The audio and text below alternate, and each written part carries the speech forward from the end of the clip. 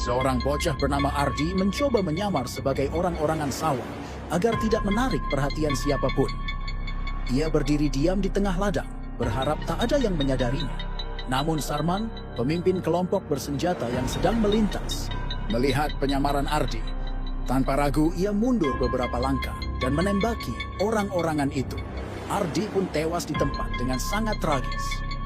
Untuk menghindari tuduhan pembunuhan, Sarman meletakkan garpu rumput di tangan Ardi, seolah-olah bocah itu sedang mengancam orang-orang di ladang.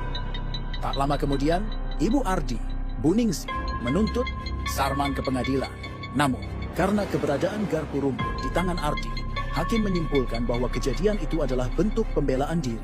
Sarman dan kelompoknya dibebaskan tanpa rasa bersalah. Beberapa hari kemudian, istri Sarman, Dina, melihat sesuatu yang aneh di ladang.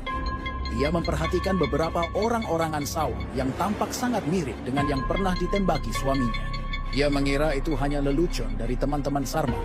Namun ketika diberitahu kepada Sarman dan dua anak buahnya, Tony dan Budi, mereka semua menganggap itu hanya upaya Bu Ningsih untuk menakut-nakuti mereka.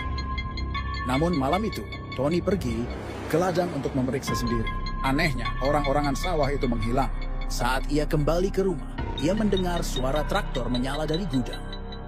Ketika ia mematikan mesin, jerami jatuh dari loteng. Tony naik ke lantai 2 untuk memeriksanya. Tapi tanpa ia sadari, mesin traktor itu menyala kembali, membuat Tony terjatuh ke dalam alat penghancur. Ia pun tewas, mengenaskan. Keesokan harinya, Sarman mendengar kabar bahwa Tony telah meninggal. Budi dan Dina mulai merasa takut, namun Sarman masih menganggap semua ini hanya kebetulan. Nah, suatu hari, Budi melihat orang-orangan sawah yang sama seperti sebelumnya. Ia gemetar ketakutan dan langsung memberitahu Sarman. Namun saat mereka kembali bersama ke lokasi itu, orang-orangan tersebut telah menghilang. Hari berikutnya, saat Budi memberi makan babi di peternakan, ia mendengar suara aneh di belakang. Ia panik dan segera bersembunyi di lumbung. Ketika suasana kembali tenang, ia hendak keluar, tapi mendapati pintu terkunci. Tiba-tiba, alat pengangkut biji-bijian menyala, dan gandum mengalir deras memenuhi ruangan.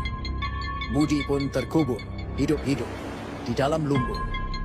Penjahat ketiga, Dani, yang kini ketakutan setengah mati, berniat menyerahkan diri. Tapi Sarman melarangnya. Mereka membawa Dani ke lapangan terbuka, dan diam-diam menguburnya. Setelah itu, Sarman segera pergi. Tapi dalam perjalanan, ia melihat bayangan orang-orangan sawah berdiri diam di kejauhan. Sarman melangkah perlahan, namun tiba-tiba